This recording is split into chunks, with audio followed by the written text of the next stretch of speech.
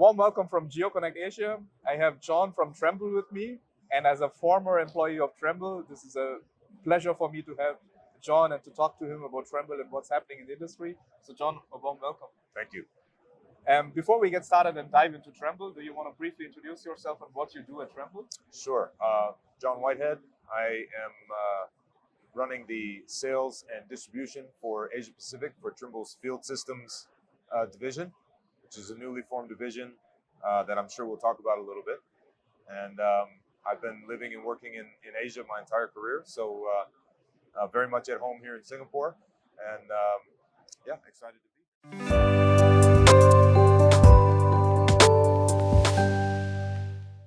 No, we actually recently reorganized a little bit, so we're basically organized around focusing on what's happening in the field, and then what's happening at the enterprise level, and so that's how we've restructured. And I think, from my perspective, I'm very excited about this. One of the biggest reasons is that having lived in Asia and worked in Asia for so long, you recognize that the structure of the market is slightly different than other parts of the world, wherein you have fairly large construction conglomerates in a lot of the markets that are doing everything A to Z all the way through, from your very preliminary geospatial work all the way through to construction, all the way through asset management. And so, there are all the way from planning and design to owning and operating assets, and the entire continuum sometimes is inside of a structure in some of these markets that it fits better if you're able to go in and talk to a customer about the entire workflow across that continuum. So we still have, of course, a very strong focus on, for example, in the geospatial case, focusing on the surveyor, the technology and the workflow that they need, focusing on the civil contractor, the type of things that they need to be off and on machine, and of course the software ecosystem for those things. But we found a way in the go-to-market to combine these things so that we can go in and talk to them about the entire continuum.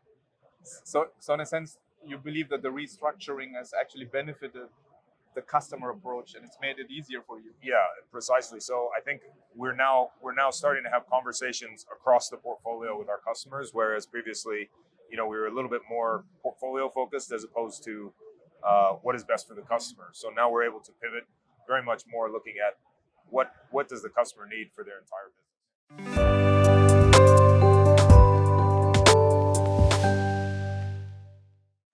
I always tell my counterparts in the other parts of the world, the thing that's interesting about Asia Pacific is there is no one single market that is dominant. China is very big, Australia is very big, India is very big, Japan is very big. There's not a contiguous economic area that's dominating the discussion. And so that makes the job very challenging, but also very interesting, because you have different requirements coming out of those markets that look entirely foreign to each other. Right. So I think, I wouldn't have it any other way in terms of my own job, but what that also allows us to do is learn from each other and learn from different regions, so we can take a solution that we came up for in Australia, for example, into the Indian market, tweak it a little bit, and actually provide a very good solution for the customer.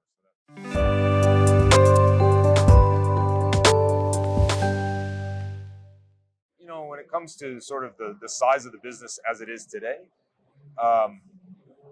obviously the North American market or parts of Western Europe would be quite big. But the thing that we're seeing in Asia is, in particular, developing Asia, is there's this leapfrogging thing going on, whereby, you don't have to recreate the wheel in every single market. And so right now, for example, I think, markets like India, Indonesia, they're benefiting from being late to the game. And they're able to start to adopt, some of the newer parts of our portfolio, the newer technologies, without having to go through the rigor of being along for the journey the entire time. So they can jump ahead, and they need to, because the thing that's backstopping that is the demand for infrastructure is so strong. The backlog for good infrastructure is so big that there's definitely money behind it, but it's the speed at which they can actually build, which is their limitation. And labor alone, just throwing people at the problem, is not doing that, right? So technology is really helping in those markets. a lot of people think that labor productivity being low, they wouldn't be technology adopters, but it's actually quite the opposite. They're interested in moving faster using technology. So I'm of course encouraged by that, and I think those are some of the markets that we're looking at as being kind of at least from a growth perspective, growth percentage, right? It's moving very quickly.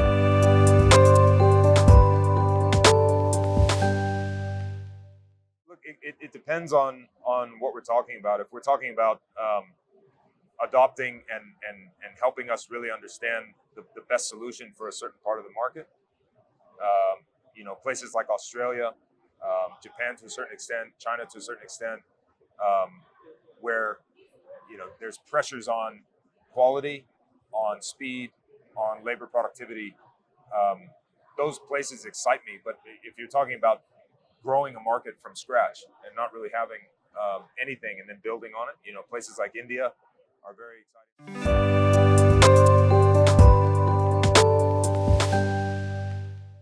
Because of this big backlog in demand, the urgency to move faster. You come to an event like this and you see a lot of new companies that have just come out of nowhere, come out of the woodwork because there is that demand in the market. So that urgency is palpable, and it's pretty exciting to be part of. Education and training, and basically capacity building. I talked about that leapfrogging.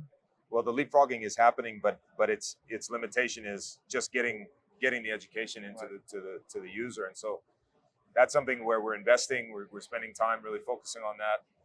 But the challenge is always that as soon as you learn one thing, the technology moves almost faster than you can. So that's a constant battle, but it's an enjoyable challenge.